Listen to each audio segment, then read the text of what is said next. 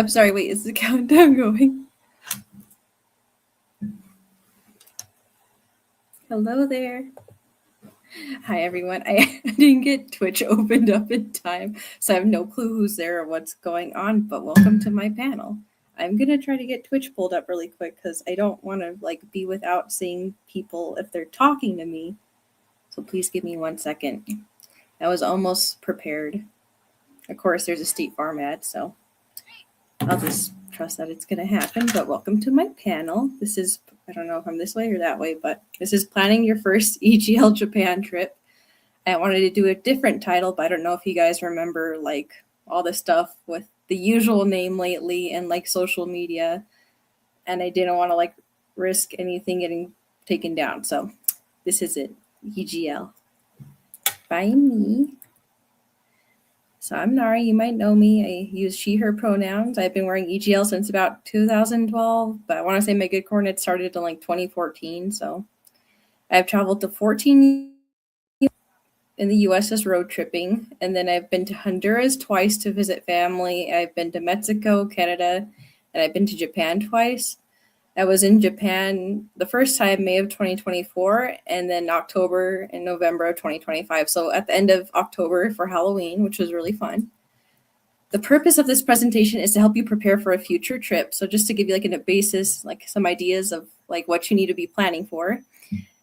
A person from the USA made this, so units of measurements will probably be in Fahrenheit, minutes, or McNuggets, whatever you want to say. Most information about Japan will be specific to Tokyo, and that will also apply to weather and the seasons. If we say we, I'm probably referring to my husband who has gone with me on these trips. I'm not going to touch about passports, visas, or travel insurance today. I think that's a lot of research that needs to be done on its own, and everyone's situation is different. So here's that. If you are a person with a disability, have mobility issues, or any dietary restrictions, I recommend you to do your own research about that in Japan, just because it's a lot and it is different. But it is, to me, Japan is accessible. It's just in different ways than what we're used to if you're from the US. So thank you. Please bear with me. So when you should avoid going to Japan, this is Christmas, New Year, Golden Week, Silver Week, and Obon. So Christmas is probably obvious. We have winter. Where I'm from, there's a lot of winter weather risk. Not really this winter, but there usually is. And then it's just people are traveling for the holidays, and it's just a mess.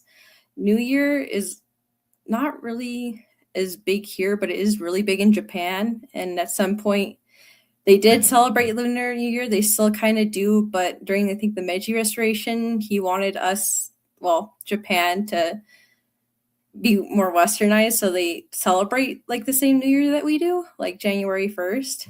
So people are traveling domestically. They're going to visit family. They're going to the countryside and domestic flights. It's just not a time I would go. And then there's also Golden Week. You might be familiar with Golden Week if you've ever had shipping notifications that hey, things are going to be delayed. It's 4 different holidays. I don't remember which ones, but I know it includes Children's Day, and that is pretty much a week in May. And I know that on some days, if a holiday would fall on the weekend, they actually give the following weekday off. Don't quote me on that for sure, but it happened to me, and I was trying to avoid going on holidays, and then I ended up having a holiday, and it was crazy. Then there's Silver Week, that's in September, and then Obon is either August 13th or 16th, but some areas have it in mid-July.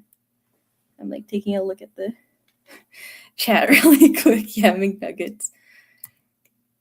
Seasonal. So summer in Japan, to me, it sounds brutal. I live in Colorado. It's super dry here. You don't have wet or torrential rains. I just don't like humidity, and I don't like humidity with high heat, especially after spending time in Honduras. It's just not a climate for me. I've heard Japan can be very similar, and I just think if you're someone who likes to layer fashion and wear a lot of things, I just wouldn't go then. And also, you might get heat stroke if you're wearing too much Lolita. And then there's also the winter time, which to me doesn't sound too bad. I haven't gone during then, but it's the humidity can make the cold feel worse. But some people just don't like going in the winter, and that's valid. It can be cheaper to go in the winter. after New Year's during January and February in that window, just because people aren't traveling domestically anymore and the hotel prices will go down. And it doesn't always snow during the winter. Like, I'm from Colorado, we usually have a lot of snow, so to me, Japan doesn't really seem to get that much, but it's totally like flip-flopped this year, so climate change. Spring is probably the most optimal time that, well, I would go or people like to go because they want to see the sakura and the temperatures are comfortable. So I should probably be reading off my PowerPoint instead of just winging it, because I was worried that I would read too much from my PowerPoint and then just yap, like what happened with my cryptozoology panel. Because I'm trying to like get to the fun parts. So I'm just going to say like the spring weather is very comfortable and temperate. You can encounter rain, but I think that's pretty much the whole year in Japan that rain is a risk. So the cherry blossom blooming starts late March, the early half of April. I haven't been there for that just because it hasn't worked out yet. It varies year by year, and of course, climate change is affecting this because just warmer temperatures and they're blooming sooner than they usually are. But there's always forecasts put out by the news agencies. So it usually starts late March, the early half of April. It varies year by year, and it's recommended to check that forecast, like I said. After they hit full bloom, they only last for about 10 days. And this is when everyone wants to go to Japan. So it's a good time to go like weather-wise, but it can be crowded. And I will say, like, if you're like me from the US, Japan's is like always, like compared to here, Japan, like places like in Japan, like the big cities are always crowded. And that was a bit of a culture shock to me because I just wasn't used to going outside and there being so much people everywhere. But it can be worse in certain times of Japan, and I've like definitely noticed that on the public holidays. But I mean, it's like Tokyo and Osaka are really big cities, so that's to be expected. It's just weird to me because I'm not from that. Like I go outside and I won't see any other person for like 15 minutes. I'm like taking a peek at the cat. Like I said, it can be more expensive to travel and it's popular, but weather-wise, it's great. Since Golden Week occurs in May, it can actually be good to go after Golden Week because tourism is down domestically and it can be cheaper to get hotels or just travel around. So like if you're booking a flight to Japan, it can be cheaper at this time versus earlier in the springtime. And my first trip, I went after Golden Week, which is funny because when I booked the flight, I forgot to check that, but it actually landed perfectly outside of it. So that was good. Then autumn is another season of comfortable outside temperatures and weather ideal for visiting and wearing J fashion. In October, the temperatures range from 50s to 70s and then 40s to 50s for November. And this is Tokyo. You can still feel like the cold humidity. And recently I had some days that like it was just really cold to be outside, but it's not like snowing. It's just the humidity is making it cold with the rain. September can still be hot from like when I was looking, so you might not want to visit then. And Japan does celebrate Halloween. There are parades, theme park rides on Halloween and leading up to it. They don't really go door to door trick or treating, but there's like a lot of like children's parades and stuff and just parades that you can go to, like the yokai parade, and then there's like a cat parade and just like costume parades.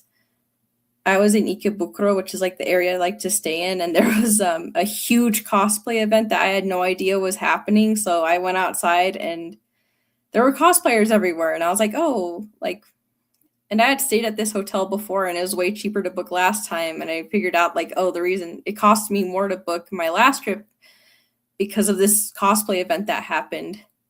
But it was like really cool to see.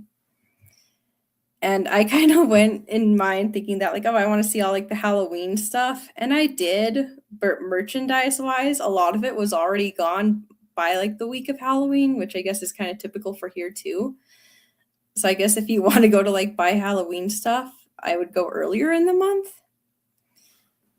And then I left right at the beginning of November and I was in Tokyo. I didn't really see any autumn leaves changes, but if you go later in November, you can see beautiful like autumn foliage, like even into the early week of December. And then the same thing is here. Like as soon as Halloween ends, like the next day they have Christmas stuff out. At least they did in Tokyo, which kind of shocked me because like Starbucks and like all those other places already had started like Christmas promotions. So if you want to go to Japan for Christmas but don't want to actually be there during Christmas and you just want to see Christmas stuff because you like Christmas, this could be a good time for you to go. So hopefully by now, with me blabbering on, you have an idea of like when you actually want to be in Japan. Like if you, so maybe autumn or spring. So now you kind of need to figure out what you need to do to get there. So you need to decide like how much money you need to be saving before your trip. I started the process of saving for my trips about 5 to 6 months before, I want to say. I don't know if I was exactly good at that, but I tried.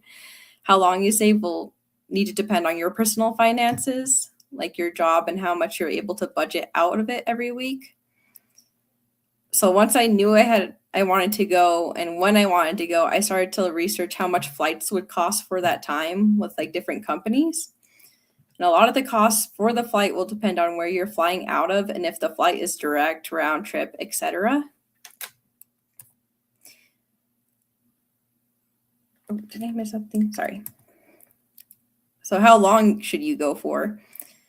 So however long you want to go for. So if you want to go for a week, add a day if you're traveling from the US to account for travel time, because where I'm from, and so from Denver, a direct flight is about 14 hours to Tokyo. And then on the way back, it's 10 hours. So that's 14 hours. So I say to factor in a day because you need to account for like the time you get to the airport and you're going through customs in both countries and then just being on the flight.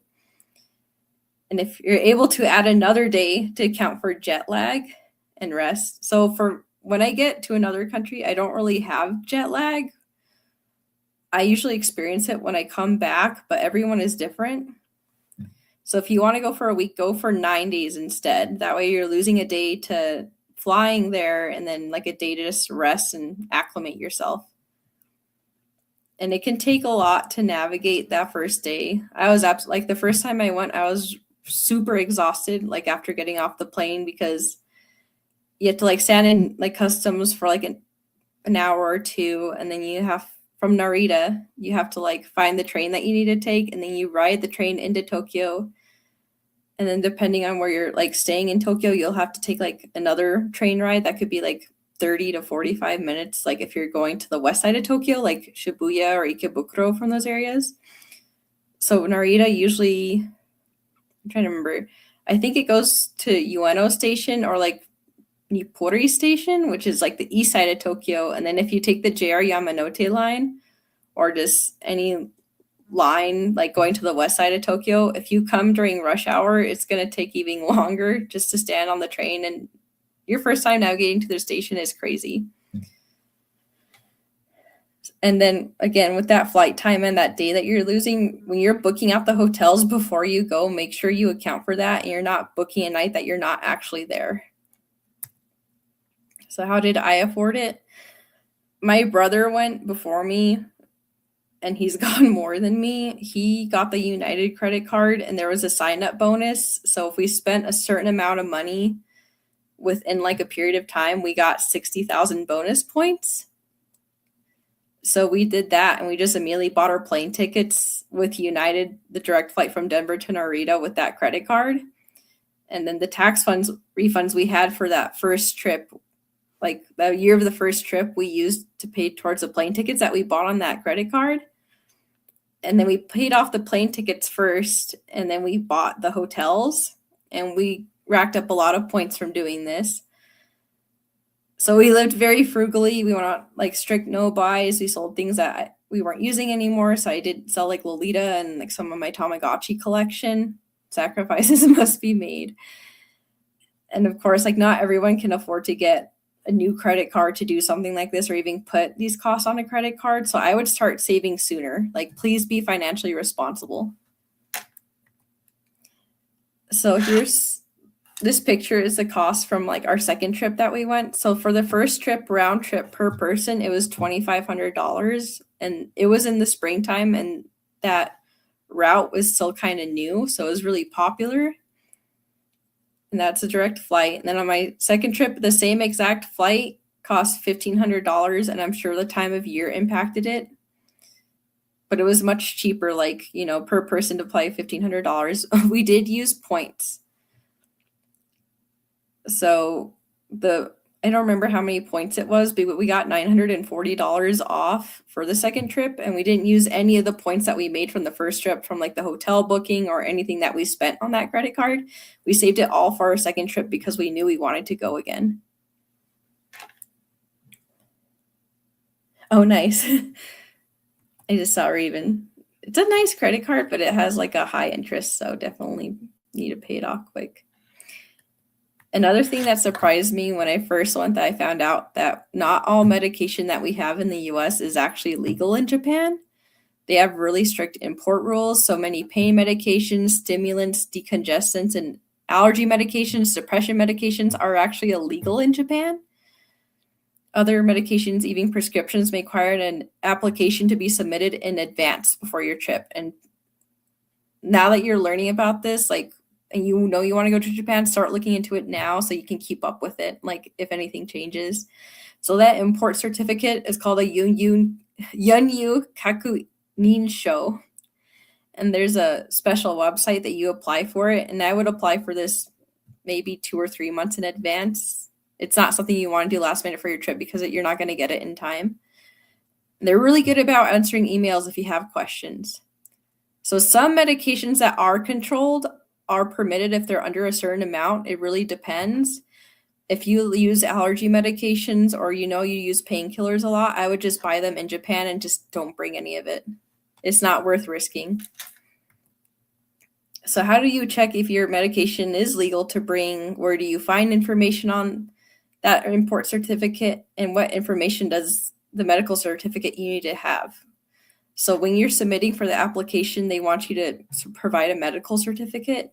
You would use these websites that I've linked here, and I'll share this presentation on the Discord.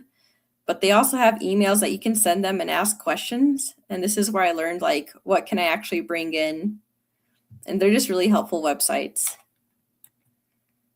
So I use Concerta, which is an ADHD medication and a stimulant. It's a controlled substance here in Colorado, and it is controlled in Japan. They do prescribe it in Japan.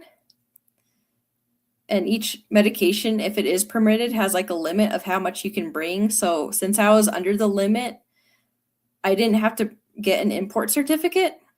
I just brought it with me, and I didn't even declare it because I was really confused on if I should even declare it or not. I chose not to. It could be different for your medication. I kind of went off what people were saying on Reddit on first, and they didn't even check for anything like that when I went there. Despite that, I still got a medical certificate from my doctor and a copy of my prescription, and I brought my pill bottle just because if I did like encounter police and I had my medication, I wanted to prove that, like, hey, I'm actually using this for myself. And I just always think it's better to play it safe than, having your trip ruined and being deported. So things not to bring. I was torn on including this, but then I saw a video of someone who got in trouble because they brought beef jerky into Japan, and I think they got fined. So I don't want that to happen to you. It's okay to bring like snacks for yourself if you're going to have it on the plane. You just need to eat it before you get off the plane. So don't bring any animal products like meat, milk, cheese, jerky, eggs, fish, honey, feathers, just anything from an animal. Don't bring any dirty clothes or shoes that interacted with livestock or even like chemicals. So every time I go through the airport with my husband, his shoes always set off an additional screening because of the work that he does. He does like maintenance work at a park. So he gets like a lot of pesticides on his shoes, and that always sets it off.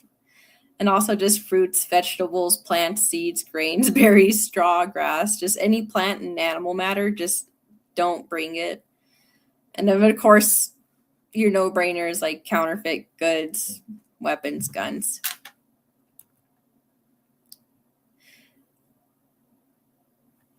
Sorry, I need to drink some water. I'm like, am I doing this right?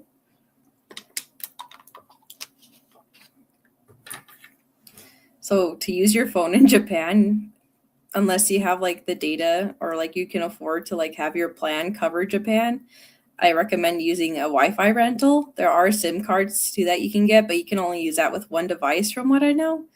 I like the Wi-Fi rental box because you can connect whatever you need to it, and they have pretty good battery life.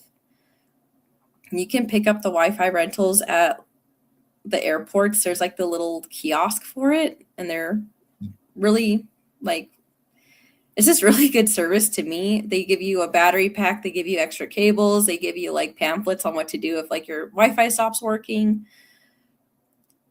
You just need to be mindful of the battery life, like when you're using it, because if you're connecting more devices to it, it can run out quicker.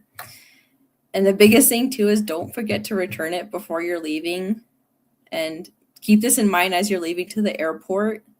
My brother forgot to return his and he had to ship it back. And with the tariffs and everything and it being like a battery object, it was not cheap. So just like Wi-Fi rentals are great. If you have multiple devices and you're multiple people using it, just don't forget to return it. And if you can't have that commitment, a SIM card would probably be better, which I haven't used a SIM card, so I'm not going to talk about that. But I really like the Wi-Fi boxes. I use Ninja and Sakura Wi-Fi for my boxes because usually if you go to like some travel influencers Instagram or like a travel company like, I don't know, Tokyo Cheapo, they have discount codes. And it's been like, usually for the time I've gone, it's been like $100. Like it was more expensive the first time I went and then cheaper the second time.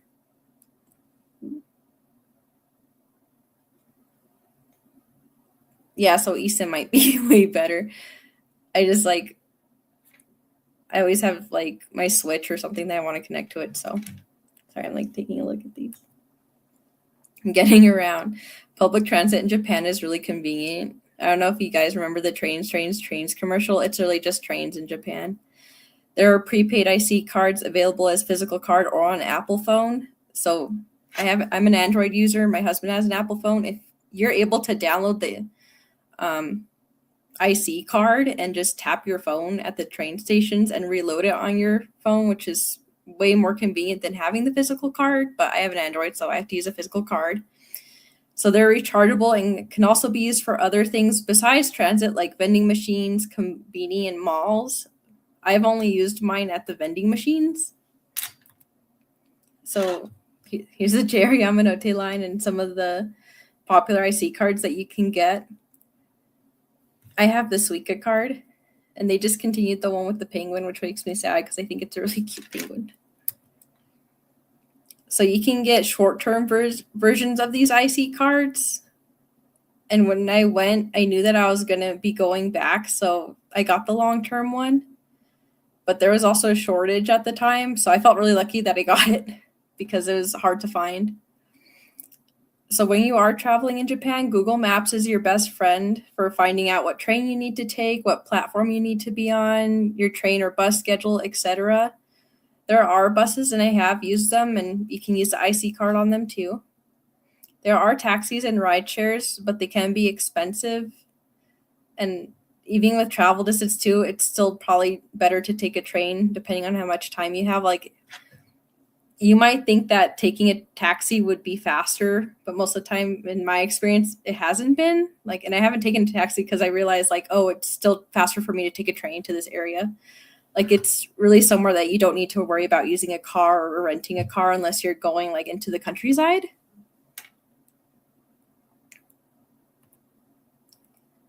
So getting around and also I will say with the trains, they come, at least in Tokyo, they're every like 2 minutes. Specialty trains will take longer. And when you are looking like online at your train and what you need to take, it usually matches like the exact like icon that they put. So I did miss a train in Japan. We went to Hakone on our first trip and they had like a scenic train that you could take into the mountains there. And I bought the tickets online in advance. And they literally show the exact train as like a little icon like on the ticket. And we saw a train in the platform spot and we like, oh, that must be our train that we need to get on. Because like it looks a little bit different from the picture, but like it's in the right spot. And maybe they're just boarding early. So we got on that train and then it left and the conductor was checking everyone and he looked at our tickets and he looked at us and he was like, "You're on the wrong train." And we were like, "Holy crap, like, well, what are we going to do? Like, where are we going?" And he like got out a notebook and he started writing like out the stops and he told us, "Get off at this stop and then wait for I think it was like the second train." And that was the train that we were supposed to be on, but it was like a totally seamless transition that we happened to be on the right track that our train was going to be on. So I'm always really thankful for that conductor because he was so nice and he didn't know a lot of English, but he like wrote in, like he did his best and I really appreciate him. I wish I could give him a tip, but. So most alternative J fashion stores are near each other and in walking distance. So like they're in Harajuku or Shinjuku or Shibuya, like they're all near each other. And in my experience, the only train line I've ever really need to take to see all of them is just the JR Yamanote line. This is a very simplified map that just shows like 3 lines. There's actually way more than this. I don't know if you can see the background, but it's actually like a blurred out picture of the Tokyo like train system. And it's crazy, but this is like a way easier way to understand it that isn't scary. So I've literally just rode most of the time just like Ikebukuro to Shibuya, and I'll just be on that one side just to look at stuff. So Google My Maps, I love this. I use it for any trip I'm planning or if I like want to go on a road trip somewhere. It's like a own Google Map function that it's kind of weird to get to in the app and online, but it lets you save maps and like change how the maps look for anything. So you can save locations, draw out paths, color code locations, and customize the pins on it. It loads on desktop and mobile. It's a little tricky to get to on mobile, but I can show you that if someone would like. But it's what I use to figure out like what area am I going to be in the most and like how to find my hotels, how to figure out what train I'm going to take. So here's a screenshot of like the next trip I'm planning, just the area of Harajuku. And I made a map that's based off my maps that you guys can use and download and like make a copy of and save your own pins to it. And not all the locations that are on this map I'll talk about, but it's just good to have. Like, I think it's stuff that will generally interest you. So I will post this in the Discord server. For hotels, I always choose hotels that are near train stations and areas I'm already interested in. It's just nice to have days that you're not in a train station. Hotel rooms can be on the small side, like compared to the US. So just check like when you're booking, like how big the room is, and it'll still probably be smaller than you expected. So depending on where you're staying on your last night or two, consider switching to a hotel that has an easier route to whatever airport you're going to. I always fly in from Narita because the flights are cheaper. This advice might not apply if you're like in Haneda, but it's just something to consider. So on my first trip, the last night I stayed in Shibuya because there was a train line I could take to Ueno and catch to the Narita Skyliner from there. So I recommend leaving early to the airport, give yourself a lot of wiggle room, and check how long it will take to get there beforehand.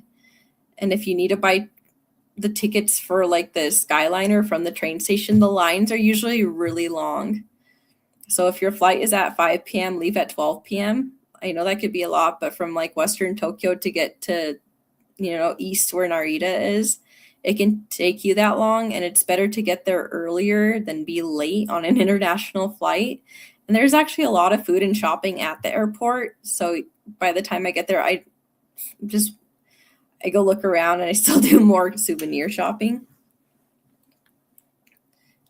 And I cut it really close this last time because when I got to the station to buy the Skyliner ticket, the line was really bad and I was really scared that we weren't going to make it. So just have the extra time. And even if you're at the airport like 2 hours early, that's 2 hours just to look around and eat there.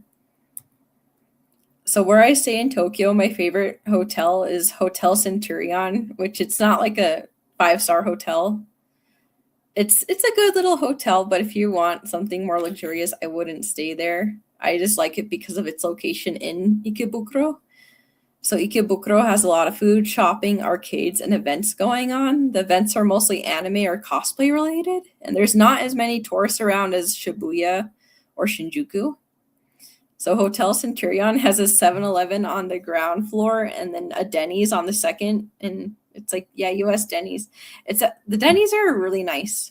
And it's one of the only places that's open early enough that you can get a breakfast at. And Closet Child is like 3 minutes walking from Hotel Centurion. And it's like maybe like a 7 or 10 minute walk from Sunshine City.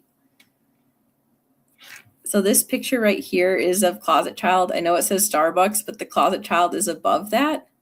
And the entrance is on like the other side of this. It's like a dingy little elevator. And I will not say, like, if you have a wheelchair, Closet Child's a nightmare. Like, it's so, like, the aisles in that Closet Child are so narrow.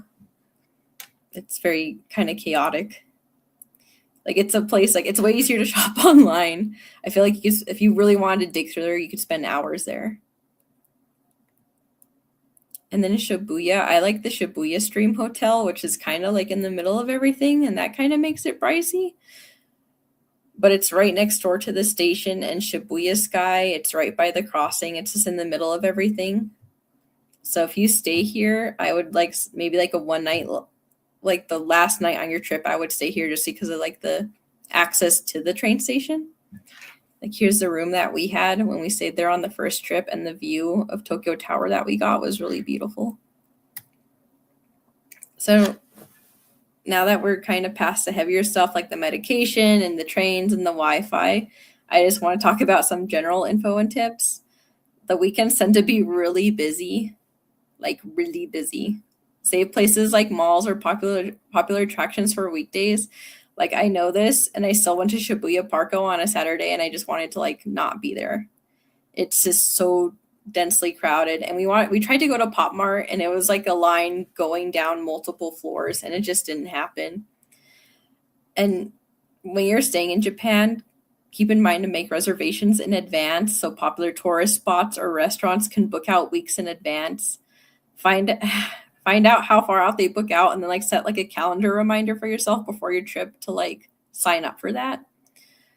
So I like going to Shibuya Sky, which I'll talk about later. And I think they open up reservations 3 weeks in advance. And I swear I'll be up at night trying to make the reservation to go there. And the time I want will always sell out. So I'll always end up going at night when I want to go at sunset. It's really cutthroat competitive. And also, especially on the weekends too, make reservations earlier in the day if you're going to any restaurants. And usually you can pull up the restaurant on Google and make the reservation through Google, which is really helpful. But like, if there's a night and you're trying to find dinner and you're in somewhere like Ikebukuro, like on the weekend, you're just not going to find. You have to go multiple places. Many signs and info can be found in English, but try to learn some basic phrases in Japanese. My favorite one is ohiya, like onegai shimasu, which is like cold water. And most places, like a lot of places, will have like self-service cold water or tea. So, and I'm sorry if I kind of breathe. I'm a little nervous. It's been a long time since I did a panel. But something that surprised me during my first trip was that I went with my friend Mia to Harajuku. And we were in La Forêt, and I bought from AP. And I'm used to just walking out of a store on my own. But the shop, like, I wasn't really talking to the shop girl just because of the language barrier. But then she kind of stood next to me, and I was like,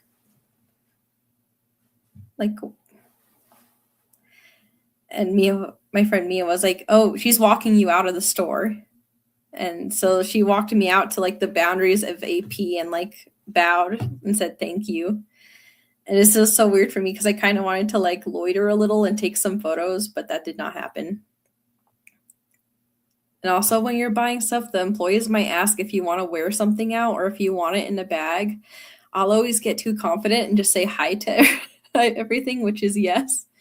So then sometimes I'll just end up with like wearing an accessory that I wanted to put in the bag, but I think I don't know. I think I learned something, but then I was wrong. Most shops do not allow photos. So I went to a lot of places like Lolita wise, and you'll see that most of my photos are AP. On my first trip, AP had a strict photo policy, but on the second one, they didn't really seem to care anymore. But like when I've gone to Atelier Perot, I took a picture of a dress for my friend, and the shop girl literally came up to me and was like, "Do not take photos." And I was like, "I'm so sorry." And again, like when you're buying something, always take something with both hands. And this is anywhere. Like always hand your money, take the item from them with both hands. It's polite. So where'd it go? I'm getting like the nose drip too. I know Jamie had it during her panel. So spring allergies are coming. So Harajuku, you've probably heard of it. You've probably really familiar with it already. I'm still going to talk about it, so I'm sorry if you get sick of this. But La Forêt, there it is, the motherland. I know I'm like doing this because that's how I'm like seeing the panel, but that's my picture I took of it one evening. So there's La Forêt, The Fountain, Q-Pot, Closet Child, AC/DC Rag, Hero Man's Coffee, Hot Take Culture Cafe, and 6% Doki Doki will be places I'm talking about today. Here's the really famous balloon gate for Takeshita Street. And this is like how it looks as soon as you come out of the station.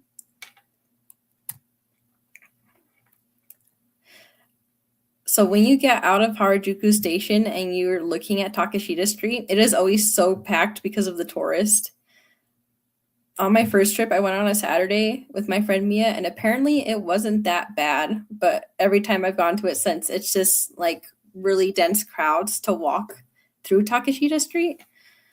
So something I learned from watching Wonder Tea Party is that most Lolitas in Japan or people who are just going to La Forêt will take Brown's Path, and it is marked on Google Maps. I still went ahead and marked it for you I'm just checking my time, on the Google map I made for you.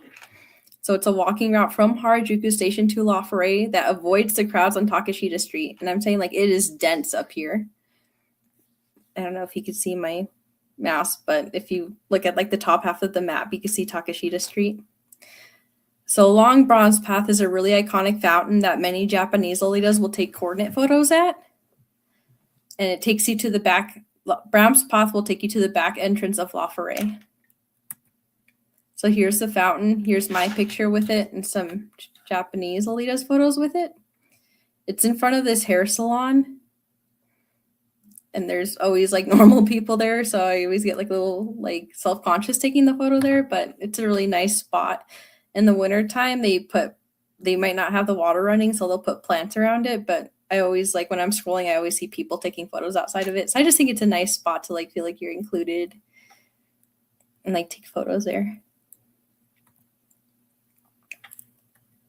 So once you're at the back entrance of La Forêt, when you go down to the basement floor, it's mostly Lolita fashion. So they have Atelier Perot, Angelic Pretty, Metamorphosis, Alice and the Pirates / Baby, Miho Matsuda, Access Femme. I actually think Access Femme isn't on the basement floor, but I don't remember for sure. And like I say, all the stores have like the boundary of like, you know, just like where they'll walk you out to after you buy something. And I don't think they all do that. Like I don't remember Atelier Pro walking me out last time, but Baby always does it. Sorry, not Baby. AP always does it. And also like like AP is the only one that allows photos. I took all these photos off from the La Forêt website. And they have signs everywhere like no photos. So it's the only thing that kind of sucks. One of my favorite places in La Forêt that isn't Lolita is Mina Cute. It's actually was started by former employees of Claire's Japan because they didn't want, like they still wanted some form of Claire's, but they made it their own. So they actually stock like a lot of indie artists and just really cute, affordable accessories. And they also have like, you know, Beanie Babies and like this giant My Little Pony on the corner, but they're so sweet and I really like them. Like they've always been so friendly to me. And there's like the other shop girls like from the later brands, they're like polite. Like, I think the Meta girls are usually really nice, but Mina Cute, they're just always like wanting to talk with me about like things I'm wearing on the outfit. And one time I was there, I had like a matching keychain with one of the employees. I just really like them. Like, please support them. They're on the same basement floor as all the other Lolita stuff. If you don't just wear Lolita, you might like Liz Lisa. There is a Liz Lisa in La Foret, and there's a Nile Perch. There's Vivian Westwood, and then there's a Sailor Moon store, and then Mason de Fleur with the Fleur. I don't know if I said that right, but yeah, they're like really iconic, popular handbags. Oh, sorry. 1 second. I just want to check the chat really quick. I don't have it open on my PC, but I have it open here. Oh, sorry. I just saw your comment, Kim. Oh, that sucks. That's so weird. I just saw Kim's comment about the taxi. So yeah, please support Mina Q. And the Nile Birch girls are like friendlier too. I don't know. It's just like, I guess they're doing their job, but I notice that some shops I go to, I just feel kind of ignored. So after you're done walking La Foret, you might want somewhere to eat. I like Cute Pot Cafe. Like, I like their jewelry, and I just like how they decorate. It feels like very whimsical to me. And I included it on the map, but Google Maps kind of wants you to go to the back of the building for the entrance. That's not right at all. So I did mark it on the map for you, like where the entrance actually is. It's like this black fence, and they'll have menus on the side, and you see a cow at the end of it. That's like the entrance for Cute Pot. I love the cow. But here's like, I didn't take this first photo, but I took these other two. This is the windows up from by the bathrooms. And this is kind of like the main dining area. In a lot of my photos, I try not to take pictures of strangers. So you might just see like not the whole space. I wish I could take a photo of the whole space, but I'm not going to take pictures of people I don't know because I don't like that. So I don't want to do it to other people.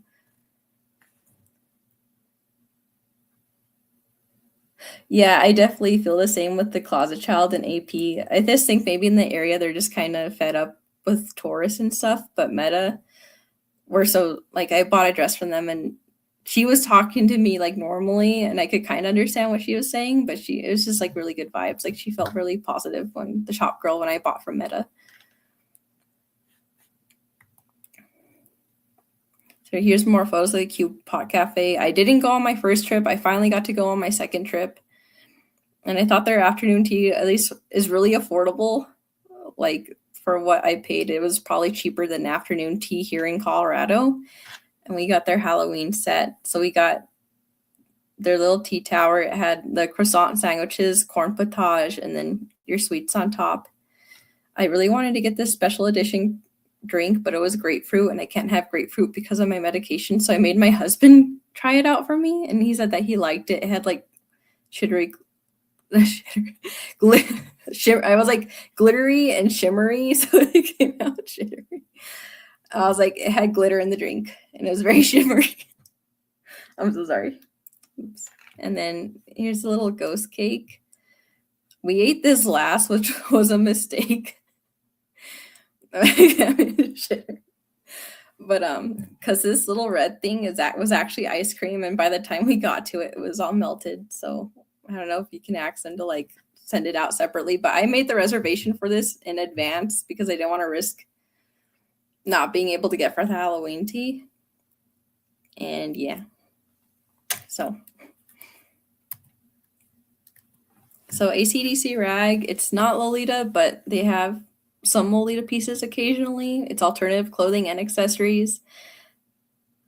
They actually have really nice photo areas in the store that they let you use, and it can be a nice break if you're on Main Street, Takeshita. So they have 2 locations in Harajuku. This is their newer location that I've been to. I haven't been to the original, but this is the one that has like the photo op areas that you can sit down and take photos at. And it's just a nice break if you don't want to be out on that street. And I always try to buy a little something when I'm there just because I am using their photo op spaces. And they do have like gachapons and stuff. So I'm so mad because I found out about this place after my trip. So I want you guys, if you go, to go for me because one day I'll be there. But they're just it's just a cafe with really cute sweets, and a lot of them are just frosting animals, and I just think that's just so darling. So there are multiple Closet Childs. I've only been to the ones in Ikebukuro in Osaka. Every time I try to go to the Harajuku one, it's randomly closed, even though Google says that they should be open. So I've never got to go that one. It is this first picture. That's how it looks like.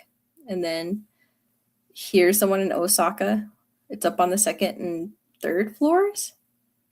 And again, the Osaka and Ikebukuro ones were really cramped, so I hope that maybe the one in Harajuku isn't that bad, but it's something to... Did I say closet children? Or closet children? I don't know. I'm sorry if I did. But yeah, isn't it so cute?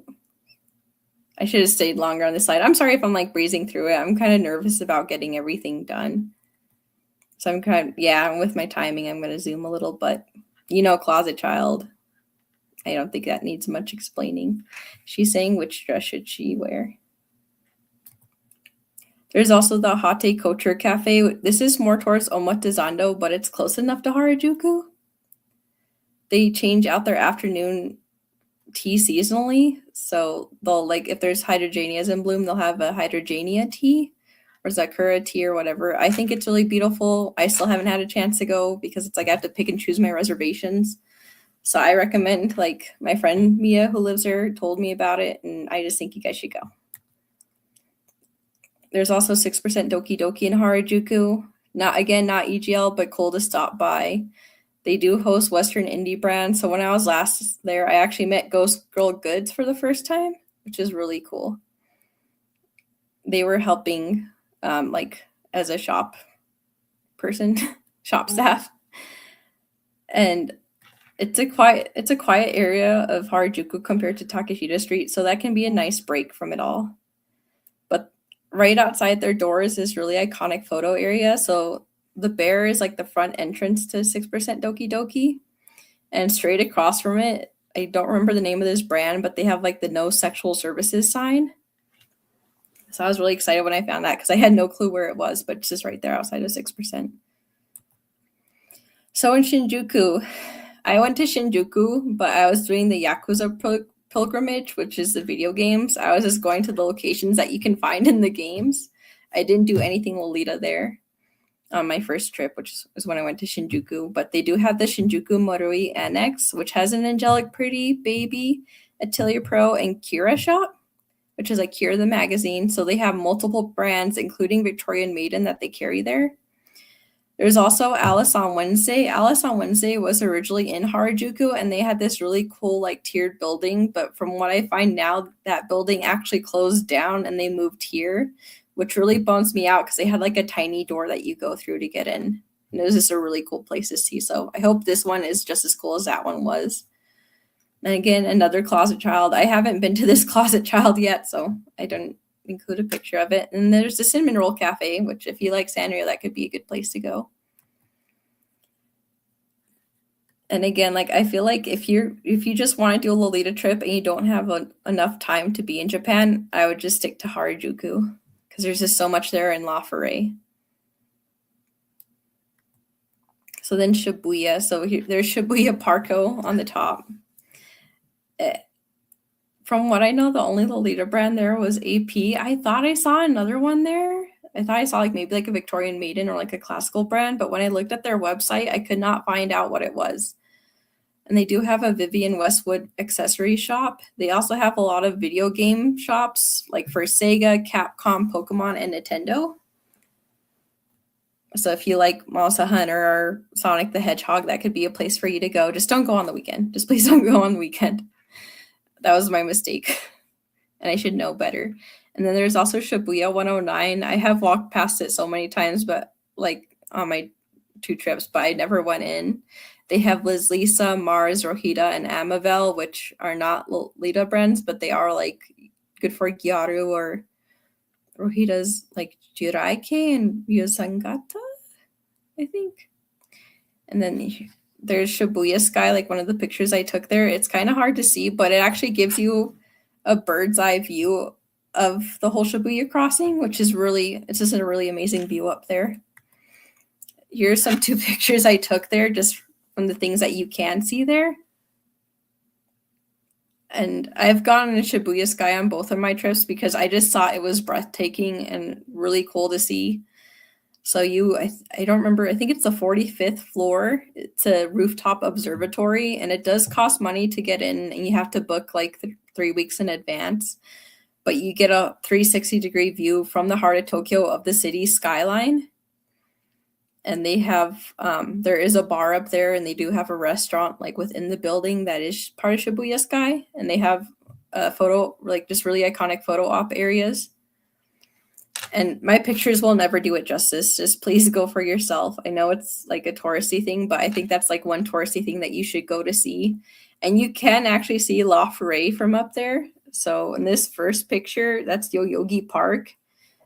And kind of to the right of it, that's where you would see La Forêt. And I do have a video where I zoomed in on it. But it's just really breathtaking to see. And you can also see planes leaving from like the airport.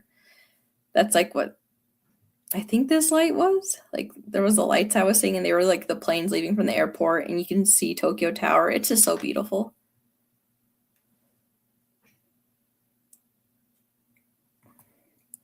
There's also Atelier Renard, which I haven't been to in person. Like I keep showing you guys places that I keep meaning to go, and I still haven't gotten the chance to go to them. But there's 2 of these now. The other one is red themed. The original location is just a blue afternoon tea. And my favorite color is blue, so I just really want to go.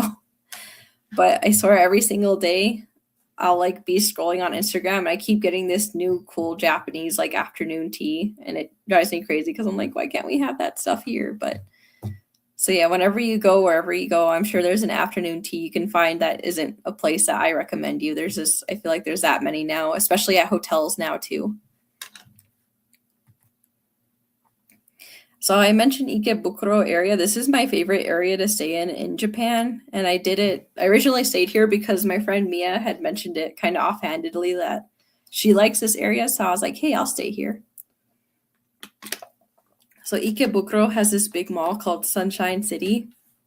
It is massive. It doesn't really have Lolita. Like it has Access Femme, but no AP or baby in it. It's just a big mall, and I like going there because there's a lot of food options and just like toy stores. So they have Access Femme and Hoshibaka Works. They have a Pokemon Center, Chikawa Land, Top Toys, Civilian Families. There's also a Pokemon Cafe. There's a One Piece store. There's a Sesame Street store. So if you like other things besides Lolita, they might have a store here at Sunshine City for you. They have the world's largest gachapon store, which I somehow keep missing whenever I go into the mall. I just don't find it. But there's gachapon everywhere in Ikebukuro, so I don't really feel like I'm missing out on that. And then Sunshine City has really big cosplay events, like on the weekends. And the first time I went there was one of these events, so the mall was packed. But it's just, I don't cosplay, but I do like anime, so I do like seeing like different characters being worn. How long should you plan shopping around for each area? For Harajuku, I would do 2 days. And I say 2 days because the first day you'll go there and you'll see the initial stuff you buy, and then you'll have your, oh shit, I should have bought that moment, and then you'll go back. So I say 2 days is because like you're gonna have that oh shit moment, I should have bought that, and buy things there because it's cheaper than buying them in the States right now. And also too, like when you're shopping around, you'll see items that like you won't find on Mercari or just secondhand that easily, like especially if they're gachapons or just little things or like handmade items. I just buy them right away because like I don't know if I'm ever going to see this again, and I still have items I regret not buying. But 2 days at least, just because the first day you'll shop there and then you'll want to go back another day. But in like if you have only like 1 day, maybe just like maybe for La Forêt, like 3 hours, like if you really want to comb through all the levels. But I hope you understand why I say like 2 days. Like that's not you being there like the whole day. That's also you just like leaving and getting restaurant and stuff and just walking around like casually. So other spots in Ikebukuro, again, the Closet Child. There's also the a baby in the like a mall that's next to the train station mall. So in Japan, a lot of train stations have malls because that's actually how they're making a lot of their money. Isn't necessarily always just transit, it's also just the mall being there. So there's a baby in like this building next to the like station mall in Ikebukuro. I haven't been to it just because I don't really wear baby, but I know it's there. So it's located inside P Parco next to the station, and a lot of the malls are big chains. So there's multiple Parcos. There's, I think, multiple Maruis. I don't remember for sure. And there's other ones too. Like you'll see them when you're on the train, like going through the countryside. Like, oh, there's a mall. And then there's the Milky Way Cafe, and another place I just still haven't been able to go to. When I'm in Japan, I keep ending up at the Moss Hunter bar because I really like Moss Hunter, but I also like the food that they have there, and it's just fun to go there if you're a fan of Moss Hunter. But if you're a lot of people here, that probably doesn't matter to you. But there's also like the Final Fantasy Cafe, the Pokemon stuff. So even if it's not like one of the places I'm mentioning, there's a cute place for your fandom and food. So the Milky Way Cafe is entirely star themed, and I love stars, and I don't know how I keep missing it, but I passed by it when we were leaving and I took that picture. And there's also the A-Zone store. I think A-Zone dolls are really underrated in the West because they have different sizes. My favorite size is like play scale, which is like the 1/6 scale, like this big. They have such good quality outfits, and they're actually like trendy outfits. Like they have Jurai K dolls. They have ones that are wearing Ryo Sengata. I've seen Fairy K, and they're just really good quality. Like they're anime dolls, but they're on point with fashion and just their quality. Like I can't rave about them enough. Just good quality. And they have a store in Ikebukuro. They also have a store in Akihabara, but I'm not going to talk about Akihabara. So there's multiple arcades in Ikebukuro. Like they're across from the street, like across the street from each other. And you can just, if you just want to play claw games one day, you just hop all between them, and they have purikura inside them. So I'm not really talking about Akihabara because Akihabara is more male oriented, and Ikebukuro actually has more things for women in mind. So there is the famous like yaoi dungeon, and the anime store there is actually have like levels for boys love if you like yaoi. And they also have the biggest animate store there. So to me, it's a little friendlier than Akihabara and less threatening. Like I'm sure there's a lot of the same risks there, but when you're in Akihabara, they have signs everywhere that's like, beware of upskirting. And I've also seen like really questionable stuff on shelves there in Akihabara. So that's why I'm like, if you like anime, you'll be happy in Ikebukuro. Like just go to Ikebukuro if you're been presenting. Oh, and I also included this picture of this owl because owls are the symbol of Ikebukuro, and I know it's like a pun on the name of Ikebukuro. I think it's like Fukuro for owls or something. Don't quote me on that. I might be wrong, but they just have a lot of owl statues everywhere, and I think that's really cute. See, Ikebukuro. Oh, and yeah, there's a civilian family store, which I always go in there. I just love Ikebukuro. So other places to visit in Tokyo. And again, like there's like way more on my map. This is what I'm talking about today because I'm also out on time. Sorry. Oh, I didn't know that. The Black Butler Cafe.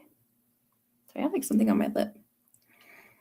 So my friend keeps telling me to go to this place, and I keep not going, and I keep regretting it. But this is Cafe Akorite.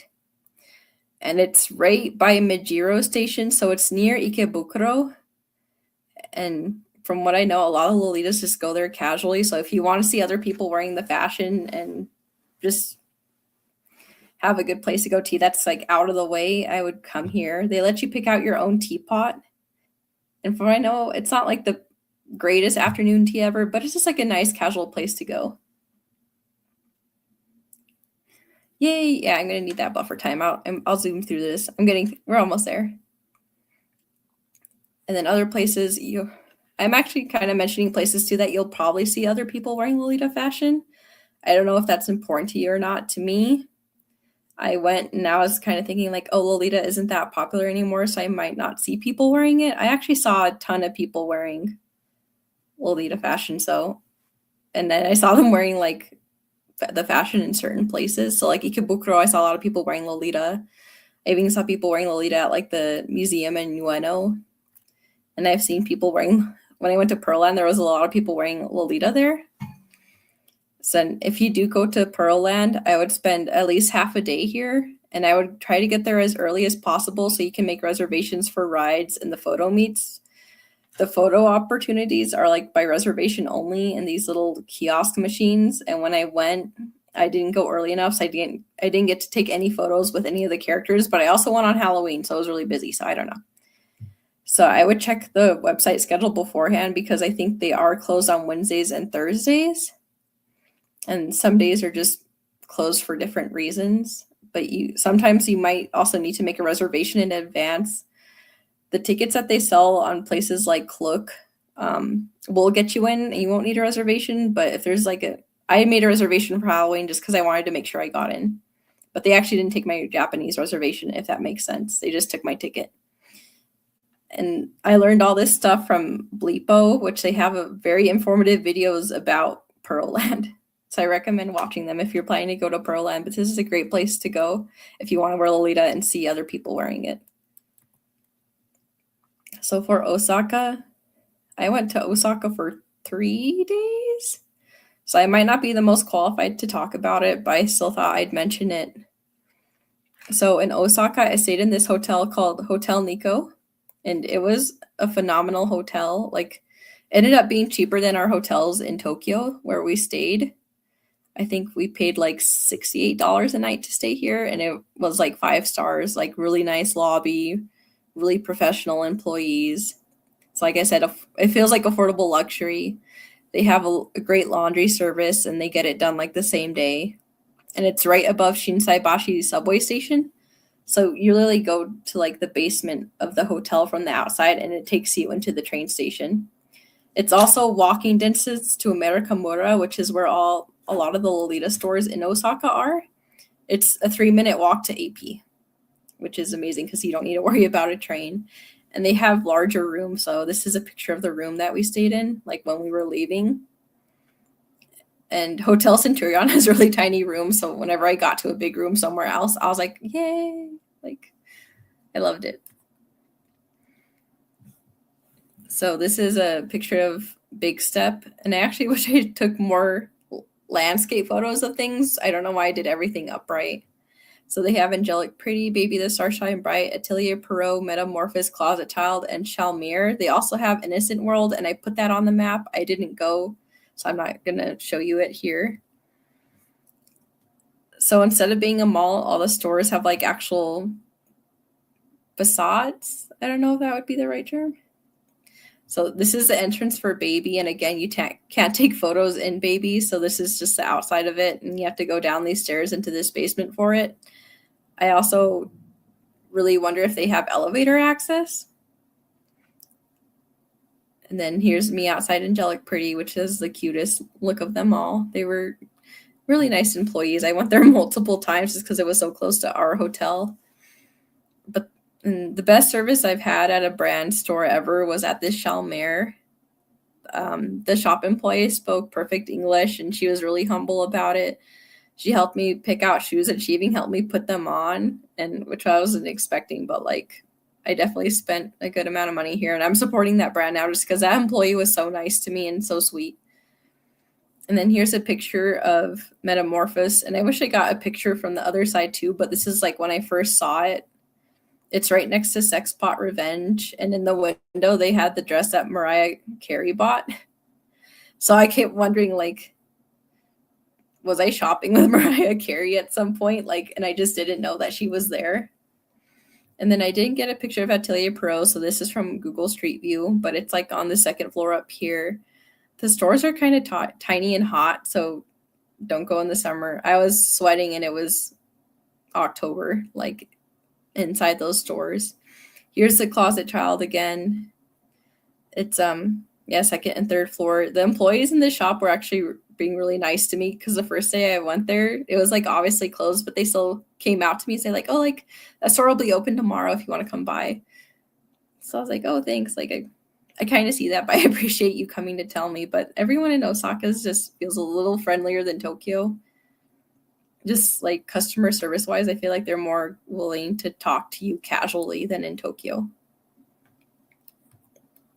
And then Osaka, I didn't go to anywhere cute to eat. Instead, Pink Kawaii. And it's not really Lolita, but I'm glad I went there because it's right off the main street of Dotonbori.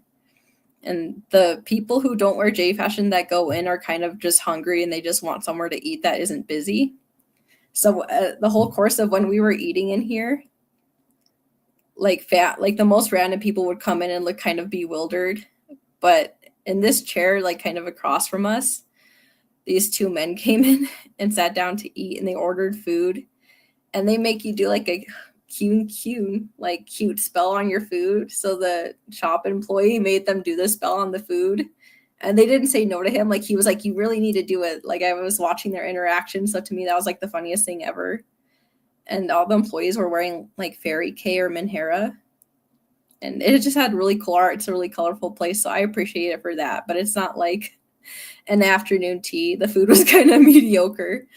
But it was just fun to be there just to watch other people just come in and look like totally out of place. And I looked in place. Like if you're wearing J fashion, you're supposed to be there. This is a place for you. I just thought that whole interaction was really funny. And then one of the panelists tomorrow, Sabrina, lived a long time in Osaka, so she probably has better places to recommend than I do. But I hope this just gives you an idea of places that you can go in Osaka. And then this is pretty much the end of my panel. I know I kind of find it better in my head, but I'm still kind of nervous. But I will say some packing tips is if you're planning to shop for clothes in Japan, consider packing less and wearing what you buy in Japan. I always make the mistake of not doing this. And then I'm like, oh, I bought this thing that I could have just been wearing here and I could have had more space for buying things, but I never learn. I recommend bringing a small capsule wardrobe so you have interchangeable coordinates. So on my first trip, I bought 2 blouses, 2 dresses, and then interchangeable accessories and headwear and just 1 pair of shoes. I didn't wear Lolita every day, but that was like perfect for me. And then bring an empty checked bag to fill up with things that you buy. I'm sure everyone says this for like the travel videos for Japan. If you're planning to take the Shinkansen, make sure the luggage you bring can fit the dimensions of the overhead racks, just so you don't have to pay for the ticket that has like the large luggage storage area. I was so anxious that I would have to pay for this luggage, and then I measured out my luggage and it fit over the overhead bins fine. And it's like, the suitcase from the ground is like this tall, and I had no issues with that. So, and every hotel I've been in had measuring tapes and luggage scales that they will let you use to measure out stuff, like if you're planning to ship it or just take it out on the trains, or if you're worried about your flight. And even if they don't have the stuff out, you can ask for it, and they're really nice about giving it to you. Oh, thank you. Yeah, I'm planning to post my coordinate photos in the Discord. And then I store my petticoat and my shoes in the empty checked bag that I bring, and I put everything else in my carry-on. So I did want to show really quick that like this is my carry-on bag that I use. It's like a compressible. Oh, I'm sorry. I thought it froze on me, but this is the backpack I bring for my carry-on, and you can actually compress it down with these straps. It was actually something that Jerica recommended to me, like on her shopping list. So I bought it, but it has all these crazy compartments to just pack stuff into. So I'm able to fit like all my dresses in here. Like it has these straps to bring things down, and you can just really work the air out of things. And again, I still pack everything into these, and it saves me a lot of room. Like I'm able to fit like a dress in this and maybe a blouse. So then I also recommend buying toiletries in Japan instead of bringing them. So you can get like travel size shampoos and just toothpaste. Like I buy toothpaste and toothbrushes when I'm there. Just always pack a deodorant because you can't find like American like what we use in the US there. So I always recommend to bring that. And then if you have an Apple device, using AirTags can save you a lot, like can help your anxiety. Just because if you're using like the luggage shipping services, which I didn't talk about today, but I recommend you looking into, I end up not using them because I'm anxious. But I use AirTags just to help me keep track of where my luggage is at the airport or at the hotel. Yeah, thank you. Like, do we have time to take any quick questions? I know there's like 5 minutes. Yeah, I'm sorry for being anxious. It's actually been a really long time since I did a panel. But yeah, thank you guys for coming. And you can always ask me a question in the Discord, and I'll go there now and post the link that I made you guys. And I'll post a link to this panel.